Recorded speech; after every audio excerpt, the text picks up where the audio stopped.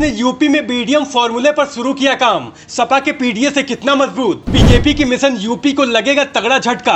आखिर क्या है कांग्रेस का बीडीएम? अखिलेश या कांग्रेस कौन मारेगा यूपी में बाजी? ये आंकड़े आपको चौंका देंगे।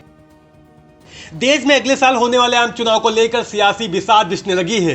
बीजेपी के नेतृत्व वाले राष्ट्रीय जनतांत्रिक गठबंधन एनडीए के खिलाफ विपक्ष की रणनीति क्या हो, इसे लेकर विपक्षी दलों की बड़ी बैठकें हुई। लेकिन 2024 में सीटों के लिहाज से उत्तर प्रदेश के मुख्य विपक्षी दल समाजवादी पार्टी ने 80 हराओ बीजेपी हटाओ का नारा दिया हुआ है। सपा प्रमुख अखिलेश यादव ने 80 हराओ बीजेपी हटाओ के नारे के साथ ही पीडीए की बात की थी। अखिलेश यादव ने कहा था कि 2024 में एनडीए को पीडीए हराएगा। पीडीए मतलब दलित पिछड़ा अल्पसंख्यक। अखिलेश के इस नारे से साफ है कि सपा ने यह भी मान लिया है कि यादव और मुस्लिम वोट बैंक के सहारे बीजेपी से पार पाना मुश्किल है। इसे अखिलेश यादव के फ्रंट फुट पर खेलने की रणनीति बताया जा रहा है। वहीं पीडीए यानी पिछड़ा दलित और अल्पसंख्यक की अगर ताकत की बात करें तो अनुमानों के मुताबिक यूपी में ओबीसी की आबादी करीब 41% है, जिसमें करीब 10% यादव हैं। दलित आबादी करीब 21% और अल्पसंख्यक आबादी भी करीब 20% होने का अनुमान है।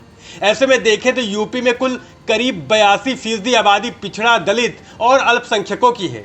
बता दें, साल 2019 के लोकसभा चुनाव में सपा और बसपा गठबंधन कर चुनाव मैदान में उतरे थे।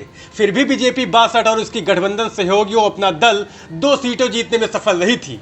बीजेपी के नेतृत्व वाले गठबंधन को 80 में से 64 सीटों पर जीत मिली थी।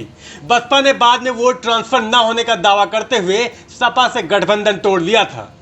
लेकिन अब दूसरी तरफ उत्तर प्रदेश कांग्रेस ने अपने पुराने ब्राह्मण दलित और मुस्लिम फॉर्मूले पर काम करना शुरू कर दिया है। अन्य प्रयोगों से निराशा हाथ आने पर कांग्रेस अपने पुराने समीकरणों को वापस साधने में जुटी हुई है। साल 2024 चुनाव के पहले यूपी कांग्रेस में हुए बड़े परिवर्तन और यूपी कांग्रेस की रणनीतियां कांग्रेस के अपने पुराने फॉर्मूले ब्राह्मण दलित और मुस्लिम को एक साथ लाने की तरफ इशारा कर रही हैं। हाल ही में अजय राय के अध्यक्ष बनाए जाने के बाद कांग्रेस को समझने वाले लोग बीडीएम फॉर्मूले की बात कर रहे हैं। कांग्रेस का बीडीएम फॉर्मूला सबसे मुफीद रहा है और इसके दम पर ही कांग्रेस ने दशकों तक सत्ता में राज किया। अब इसी समीकरण के साथ पूरी आक्रामकता से कांग्रेस अपनी जमीन पाने के लिए संघर्ष करेगी। यूपी कांग्रेस की बात करें तो उत्तर प्रदेश में रीता बहुगुणा जोशी की अगुवाई में 2009 का लोकसभा चुनाव लड़ा था कांग्रेस ने, और तब कांग्रेस ने 21 सीटें हासिल की थी। इसके बाद 2012 के विधानसभा चुनाव में भी कांग्रेस को 28 सीटें उत्तर प्रदेश से मिली थी।